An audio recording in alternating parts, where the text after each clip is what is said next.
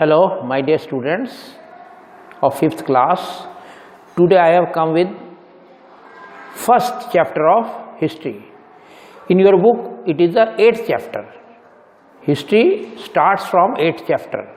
You open your book and go to page number, you find, yes, this is page number 79, 78 and this 78, this 79. See what is written here, the Sultanate period. This is the first lesson of Sultanate, first lesson of history, and it is actually in your book it is the 8th lesson. So now I will today discuss with you Sultanate period, the 8th chapter of your SS book, social studies book. तो देखिए सल्तनत period क्या है. इसको सुल्तान से आया word सल्तनत, सुल्तान से बोलते हैं सल्तनत पीरियड. तो as you know history is divided into 3 parts. आपने फोर्थ में पढ़ा है, हिस्ट्री को 3 पार्ट में डिवाइड किया गया है. First part is known as ancient period, second part is known as your medieval period, and third part is known as modern history. So there are 3 parts of history. ये सल्तनत period जो है ये आपका medieval period में पड़ता है. और सल्तनत पीरियड है क्या वो आपको बताऊंगा. और ये पड़ता है आपका मेडिवल पीरियड में, जो बीच का पीरियड, इन द मिडल, बीच का जो हिस्ट्री है वो मेडिवल पीरियड में पड़ता है. आपने फोर्थ में पढ़ा होगा, you must have read in 4th class.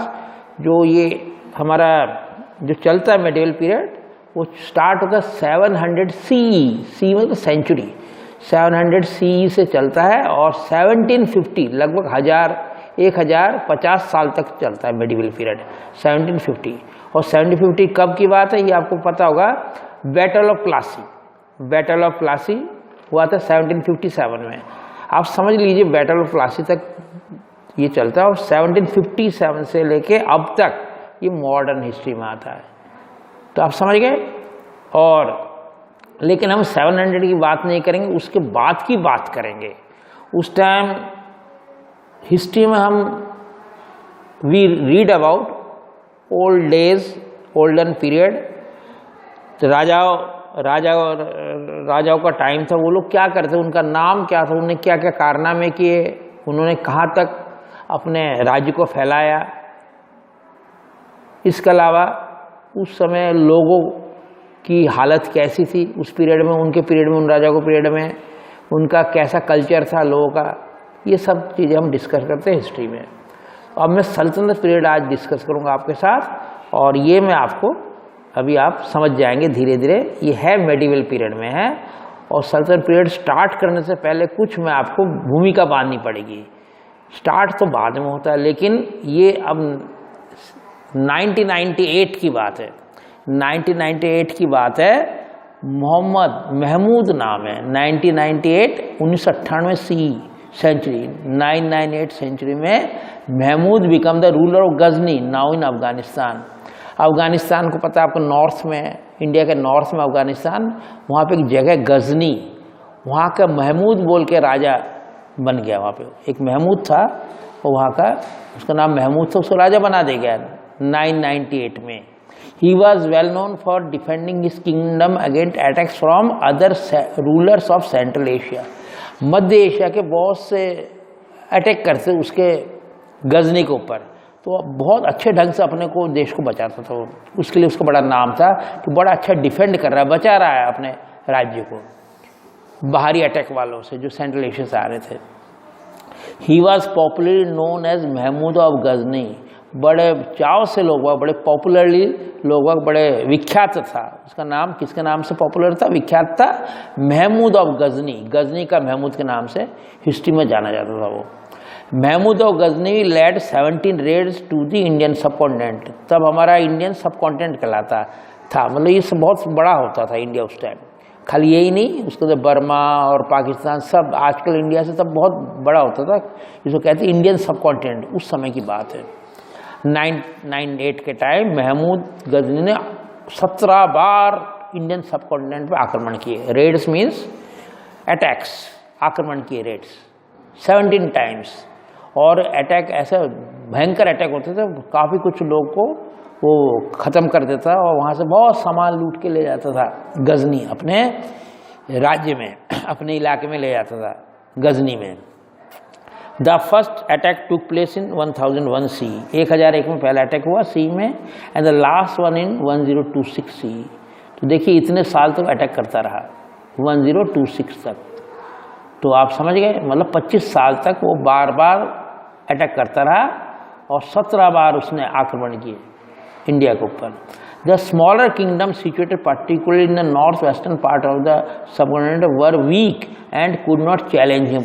उस टाइम यहाँ जो लोकल लोग थे, लोकल राजा बहुत वीक हो गए थे, और जो हमारे नॉर्थ वेस्टर्न पार्ट के Kings they were very weak, और वो उसको अपने आप को डिफेंड नहीं कर पा रहे थे। They could not able to defend themselves, और उनको बहुत तेज बड़ी अच्छी खासी सेना लेकर आता था और काफ़ी कुछ यहाँ पे लूट पाट के चल के चाहे, तो वो वीक थे, उसको डिफेंड नहीं कर पाते थे। ऐसा उसने लगातार 17 बार किया और 25 साल तक करता रहा। Mahmud attacked rich temples and towns for gold.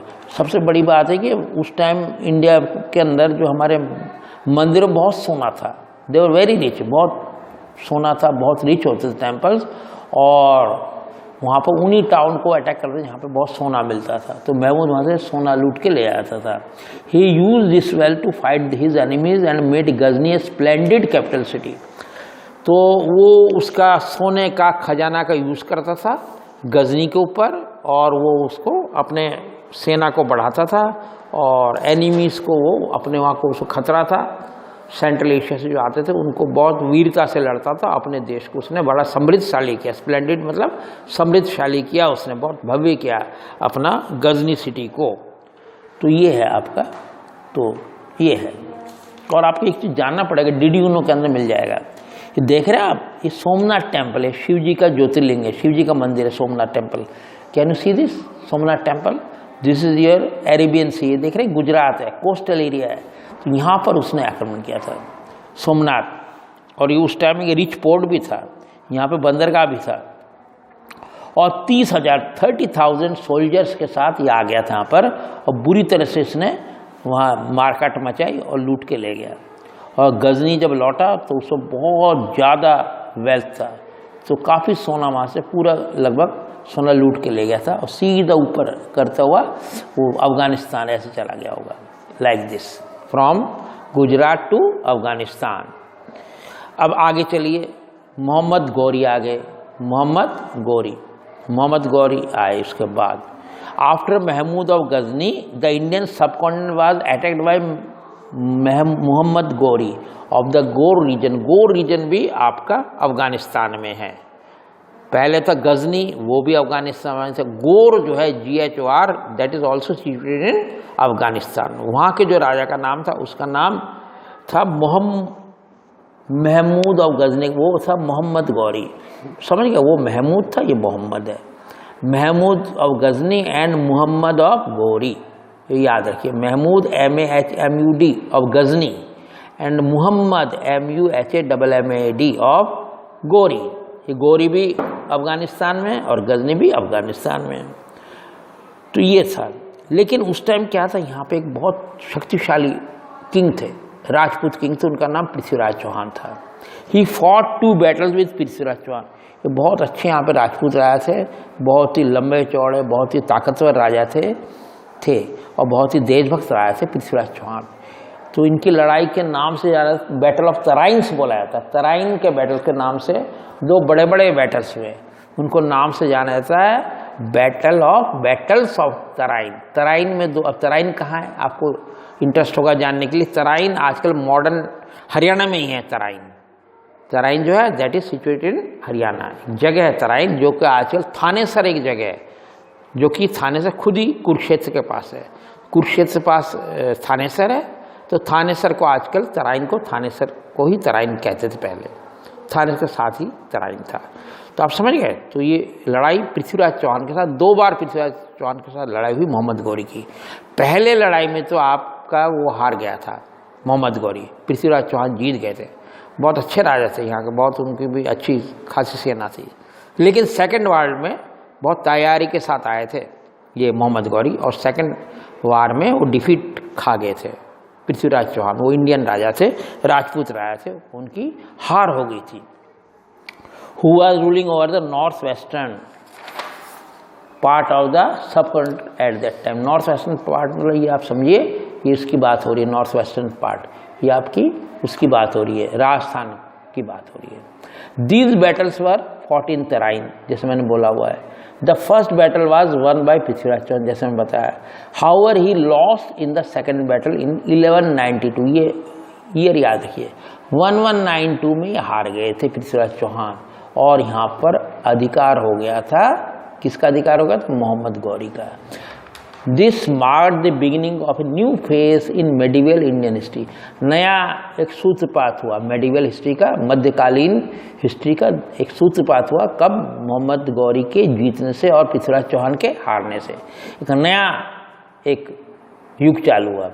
After the second battle of Tarain the rule of the Chauhans over Delhi ended. Chauhans मतलब आपके जो राजपूतों का वो दिल्ली के ऊपर, पूरा दिल्ली जानते हैं सब, दिल्ली के ऊपर इनका अधिकार था, तो दिल्ली के ऊपर अधिकार इनका कम हो गया, खत्म हो गया, और यहाँ कौन आ गया, गौरी आ गए, Muhammad Ghori. Muhammad Ghori return to his kingdom and left the affairs of Delhi to his trusted slave Qutubuddin Aibak. यहाँ से इंपॉर्टेंट बात चालू है, गौरी अपने यहाँ लौट गए थे, उनको यहाँ कोई इंटरेस्ट नहीं था शासन करने का, यहाँ पर छोड़ गए और यहाँ काफ़ी साल तक राज किया। कुतुबुद्दीन ऐबक को छोड़ गए, कुतुबुद्दीन ऐबक जिसके नाम से कुतुब मीनार है, तो कुतुबुद्दीन ऐबक को छोड़ गए। उसका एक गुलाम था, ट्रस्टेड, बहुत ही भरोसामंद था, उस पर वो बहुत भरोसा करते थे, कौन, मोहम्मद गौरी। तो कुतुबुद्दीन ऐबक को यहाँ पे छोड़ गए थे। ऐबक एंड हिज सक्सेसर, उसके जो उत्तराधिकारी, ऐबक के बाद जो उसके आने वाले थे, other kings also became the first rulers of the new empire in the Indian history called the Delhi sultanate. यही दिल्ली सल्तनत का नाम हुआ। तो Delhi sultanate started from Qutubuddin Aibak and this was established in actually 1206। तो 1192 में हार गया था तराइन का वार पृथ्वीराज चौहान, और चले गए थे। और स्लेव डिनेस्टी जो स्टार्ट हुआ, कई डिनेस्टी चले, डिनेस्टी मतलब इसको क्लैन भी बोलते हैं इंग्लिश में, डिनेस्टी या क्लैन। ये डिनेस्टी आपके बहुत सी डिनेस्टियाँ चली यहाँ पर, इसमें इसी पीरियड में आपके स्लेव डिनेस्टी में, दिल्ली सल्तनत में कई डिनेस्टीज आई। स्लेव डिनेस्टी के बाद और भी लगातार याद आते रही। यहाँ पे इस पेज पे आइए, इस पेज पे आइए, देखिए दिख रहा है आपको ये पेज, दिख रहा है पेज, ये आपको 81 पेज पे देखिए बीच में मिलेगा। Name of the dynasty, time period as सब इम्पोर्टेंट रूलर्स, कौन कौन शासक थे, राजाओं की important names of kings here. First का नाम था स्लेव डिनेस्टी, देख रहे हैं स्लेव डिनेस्टी। फिर आया खिलजी डिनेस्टी, फिर आया तुगलक डिनेस्टी, फिर आया सैयद डिनेस्टी, और लास्ट आया लोधी डिनेस्टी। लगभग इनने किया है, लगभग 320 साल तक राज किया, 320 ईयर्स। सारे ये सब दिल्ली सल्तनत के डिनेस्टीज है। तो आपको याद रखिए, दोबारा रिपीट कर रहा हूँ, पहला स्लेव डिनेस्टी, फिर खिलजी डिनेस्टी, फिर Tughlaq dynasty, next Syed dynasty, and last one is Lodhi dynasty. और ये 1206 से 1206 से लेके 1526 तक चला। 1206 से लेके 1526 तक इट दिस योर दिल्ली सल्तनत ruled over Delhi. This is called Delhi Sultanate. Now here are, you can read it from 1200 to 1287. You can read this the table on page number 81. आपको पता पड़ जाए, ये important rulers के नाम है। लेकिन मैं आप फिर दोबारा वापस लौट रहा हूँ यहाँ पर पेज नंबर 80 पर। Yes, Qutubuddin Aibak laid the foundation of the Mamluk of the slave dynasty. उसने कुतुबुद्दीन ऐबक जो ट्रस्टेड वो था, उसका आपका स्लेव था इब्राहिम लोधी का, उसने यहाँ पे स्टार्ट कर दिया 1206 में। अपने दिल्ली वो बहुत स्ट्रांग हो गया था और उसने कुतुबुद्दीन ऐबक ने एक वहाँ पे अपने वंश की स्थापना की। इसको कहते हैं स्लेव डिनेस्टी, गुलाम वंश भी बोलते इसको, हिंदी में बोलते गुलाम वंश, क्योंकि गुलाम थे ये लोग किसके, मोहम्मद गौरी के। He played an important role in the expansion of empire, काफ़ी उसने अपना राज्य बढ़ाया। He also started the construction of the Qutub Minar in Delhi. मैंने आप उसके नाम से कुतुब मीनार पड़ा है दिल्ली में, आप जानते हैं, बहुत फेमस बिल्डिंग कुतुब मीनार। आजकल उसमें नहीं चढ़ने देते, घेर रखा है, लेकिन बहुत एक टाइम बहुत इंपॉर्टेंट बिल्डिंग थी और काफ़ी लोग बाहर से आते देखने। कुतुब मीनार नाम क्यों पड़ा, उसको कुतुबुद्दीन ऐबक ने बनाया था। In the memory of saint Qutubuddin Bakhtiyar Kaki, तो कुतुबुद्दीन बख्तियार काकी के मेमोरी में उसने इसका नाम कुतुब मीनार रखा था। एक बहुत बड़े संत थे, ठीक है, उनको नाम कुतुबुद्दीन बख्तियार काकी था। इल्तुतमिश उसी साम्राज्य में और आया इल्तुतमिश। देखिए आप यहाँ इस पेज में पड़ जाएगा, आपको इल्तुतमिश दिखेगा इस पेज में भी और यहाँ मिलेगा। इल्तुतमिश आया अगले राजा के हिसाब से, ascended the throne after Aibak. Qutub Minar Iltutmish आया, he expanded the empire further to the east by taking over Bengal. Bengal जीत लिया उनने। रजिया सुल्तान एक जो बहुत ही फर्स्ट जो आपकी फीमेल किंग थी, महारानी थी रजिया सुल्तान, इसी डिनेस्टी से ताल्लुक़ रखती। She was from slave dynasty Razia Sultan. And Balban, he is also very important king. Balban were other important rulers of this dynasty. तो इसको ख़त्म हो गया। फिर खिलजी डिनेस्टी आई।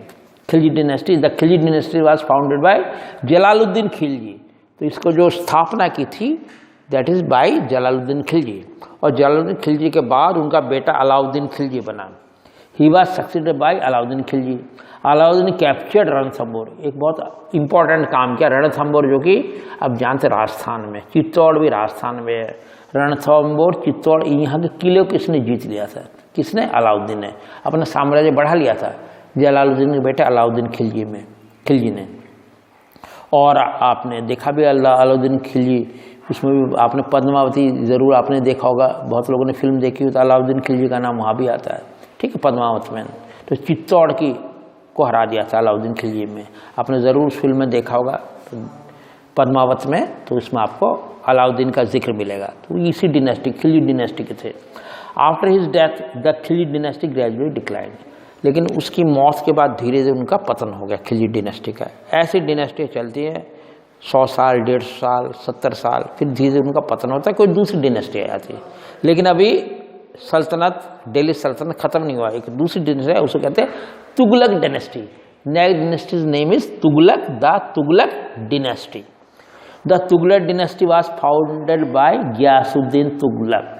जो इसके गियासुद्दीन तुगलक थे, इसके जो फाउंड करने वाले, फाउंडर जो थे, स्थापना करने वाले, फर्स्ट किंग जो थे तुगलक डिनेस्टी की, जिससे स्थापना की थी, उनका नाम गियासुद्दीन तुगलक था। आफ्टर हिज डेथ, उसकी मौत के बाद उसका लड़का बेटा मोहम्मद बिन तुगलक एसेंडेड द थ्रोन। और मोहम्मद बिन तुगलक ने राजा बने, मोहम्मद बिन तुगलक गियासुद्दीन तुगलक के बाद। He is known for shifting the capital from Delhi to Daulatabad. Daulatabad ले गए, एक बेवकूफ़ भरा काम किया उनने, इसको फुलिश एक उसने काम किया, वो 2-3 उसने फुलिश काम, मूर्ख राजा ही बोलते थे इसको, आपका मूर्ख राजा बोलते मोहम्मद बिन तुगलक को, फुलिश किंग। तो एक तो काम गलत किया, दिल्ली से दौलताबाद ले गए, बड़ा नुकसान हुआ, फिर वापस लाना पड़ा उन्हें दिल्ली में। Located in present day Maharashtra. कितना दूर है देखिए, कहाँ दौलताबाद, कहाँ दिल्ली, कहाँ दौलताबाद, कोई तुकी नहीं बनती थी, पता नहीं क्या सोचा, महाराष्ट्र में दौलताबाद में ले गए दिल्ली से। After some time he shifted the capital back to, फिर वापस बेवकूफ़ी समझ में आए, वापस दिल्ली ले आए। This type was one of the factors which Weeknd the Tughlaq dynasty. और एक ऐसा वो है, ये एक ऐसा बात हो गई, ये ऐसा स्टेप हो गया जिससे कि तुगलक डिनेस्टी वीक हो गई, कैपिटल बहुत नुकसान हुआ। Firoz Shah Tughlaq was the last powerful ruler of the Tughlaq dynasty. Last ruler था फिरोज शाह तुगलक था। Firoz Shah reign well known for peace and stability. तो ये फिरोज शाह अच्छा राजा था, उसका जो राज्य था रेन, REIGN, रेन मतलब उनका जो राज्य था अच्छा जाना जाता, वहाँ पर पूरी शांति थी, अमन थी, और बड़ा अच्छा उसने काम भी किया था, और बड़ी स्टेबल भी था, कोई ज़्यादा आक्रमण वगैरह भी नहीं होते थे, काफ़ी स्टेबल गवर्नमेंट वो दिया था, उसने राज्य दिया था फिरोज शाह तुगलक ने। He made charities to aid poor people. वो चैरिटी में दान देते थे, गरीब लोगों को दान देते थे Firoz Shah Tughlaq. And built colleges, उसने बहुत पढ़ाई के लिए कॉलेज बनाए, मॉस्क बनाए, मस्जिदें बनाई। However he lost control over a lot of regions in the south, लेकिन उनने अपना साउथ में बहुत अपना इलाका खो दिया, तो दिल्ली सल्तनत सिमट गई थी। तो फिरोज शाह तुगलक के बाद आए, बाद में इसके बाद आए सैयद डिनेस्टी आई, जो कि और लोधी डिनेस्टी आई, ठीक है, सैयद और लोधी डिनेस्टी उसके बाद आई। The first ruler of the Sayyid dynasty who rule Delhi was Khizr Khan. Khizr Khan आया पहला, इसने स्थापना की थी सैयद डिनेस्टी की। ही एंड द थ्री, उसके बाद 3 राजा और आए सक्सेसर में, उत्तराधिकारी 3, खिजर के बाद 3 उत्तराधिकारी और आए। Carried out raids to collect wealth from other kingdoms. इनने खाली आक्रमण किया आसपास इलाके में और वहाँ से उन्होंने काफ़ी खजाना इकट्ठा किया। Alam Shah the last ruler of the dynasty abandon Delhi went to Badaun in 1448। उनका जो राजा लास्ट आलम शाह था वो सब छोड़ छाड़ के, डिनेस्टी छोड़ के और बदायूं चला गया। बदायूं आजकल यूपी में है, तो आप जानते बदायूं सुना भी होगा, तो वहाँ से छोड़ के वो बदायूं चले गए थे। और बहलोल लोधी कैप्चर दिल्ली, और उसने लोधी, जब सैयद डिनेस्टी खत्म होगी और बहलोल लोधी LODI बहलोल लोधी ने कैप्चर कर लिया, वो जाने के बाद दिल्ली सल्तनत पे कैप्चर कर लिया। Lodhi dynasty was the last dynasty of Delhi सल्तनत। अब समझिए लोधी डिनेस्टी लास्ट था, वो खत्म हो गया। फिर Ibrahim Lodhi was important ruler of the Lodhi dynasty. अब जानते हैं इब्राहिम लोधी नाम ने पहले भी सुना होगा, जिसको बाबर ने हराया था। हाँ, इब्राहिम लोधी को बाबर में 1526 के बैटल में हराया था। लास्ट रूलर से देखिए आप 1526 लास्ट है, तो यहाँ पर आपका फिर आ जाता है मुगल पीरियड आ जाता है, दिल्ली सल्तनत खत्म हो जाता है 1526 में। लास्ट रूलर से कौन थे समझिए आपका, इसके थे Ibrahim Lodhi, Lodhi dynasty last king थे। डिक्लाइन ऑफ द दिल्ली सल्तनत, डिक्लाइन पतन, कैसे उसका धीरे धीरे गिरता गया, पतन होता गया, नीचे अवनति घटती गई दिल्ली सल्तनत के। Last ruler of Delhi sultanate Ibrahim Lodhi. One of his governor invited Babur, उनमें से कोई उसका देशद्रोही था, बाबर को इन्वाइट किया उसने। बाबर मुगल सल्तनत का, अब जानते दिल्ली सल्तनत के बाद बाबर आया था, मुगल शासन चला। A ruler from Samarkand in Central Asia, Babur Samarkand का था, सेंट्रल एशिया का था, उसको बुलाया, इन्वाइट किया कि आओ देश पे कब्जा करो। ये इसी का ही था आपका, इब्राहिम लोधी का ही कोई था। To replace Ibrahim Lodhi, Babur was already facing lot of trouble in his kingdom, तो बाबर को बड़ी परेशानी आ रही थी at Samarkand. Also like other rulers before him he was attracted to the wealth of the subcontinent. तो अब दिल्ली सल्तनत जाने वाला है और यहाँ पे मुगल सल्तनत आने वाला है। 1526 फर्स्ट बैटल ऑफ पानीपत, आप याद रखिए सब हिस्ट्री के, फर्स्ट बैटल ऑफ पानीपत हुई थी, जहाँ पर कि उसने बाबर ने इब्राहिम लोधी को हरा दिया था। क्योंकि बाबर के पास तोप थी, इब्राहिम लोगों के पास कैनन्स नहीं थे। कैनन्स मतलब तोप, तो बिना तोप के, हालांकि सेना इसकी भी अच्छी खासी थी, लेकिन ये हार गए थे क्योंकि इनके पास तोपें नहीं थी। एक बहुत बड़ा कारण था बाबर के जीतने का। तो वो समरकंद से आया था Babur. Also like other ruler before he was attract to the wealth, तो उस बड़ा आकर्षित हुआ खजाने से अपने यहाँ के सब कॉन्टिनेंट के, इंडियन सब कॉन्टिनेंट के। ही मार्च टू दिल्ली, वो आगे बड़े आराम से आ गया, वहाँ दिक्कत आ रही समरकंद में। And defeated Ibrahim Lodhi in battle in 1526, जो मैंने बताया 1526 सेंचुरी में बैटल ऑफ पानीपत में उसको हरा दिया। और इसके साथ ही with this Delhi sultanate finally ended the Babur gain control over Delhi and Agra, और बाबर राजा बन गया दिल्ली और आगरा का, और ये पूरा पतन हो गया दिल्ली सल्तनत का। इससे सल्तनत वंश खत्म हो गया। दिल्ली सल्तनत 320 साल तक राज किया था, फिर मुगल सल्तनत चालू हो गया। This mark the beginning of the new period of the Indian history, it is known as Mughal period.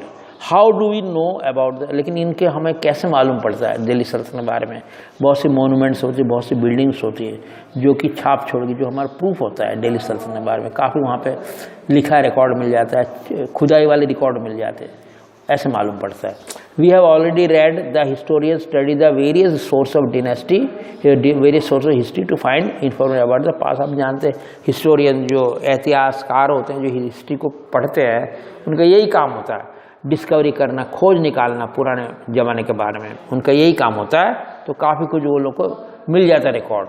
There are many source, काफ़ी स्रोत है, जैसे कि आपकी information about the sultanate period such है मोनूमेंट, पुराने बिल्डिंग्स है, कॉइन्स है, जो आपके सिक्के हैं, एंड वेरियस बुक्स, उस टाइम कुछ बुक्स भी लिखी हुई है जिनसे उनके बारे में मिलता है। जैसा आपने सुना होगा पृथ्वीराज रासो बोल के था, यहाँ पृथ्वीराज चौहान के बारे में लिखा हुआ चंद्रवरदाई ने, ठीक है। चंद्रवरदाई बोल के एक पोएट थे, उस पृथ्वीराज रासो पृथ्वीराज चौहान के ऊपर लिखा हुआ था।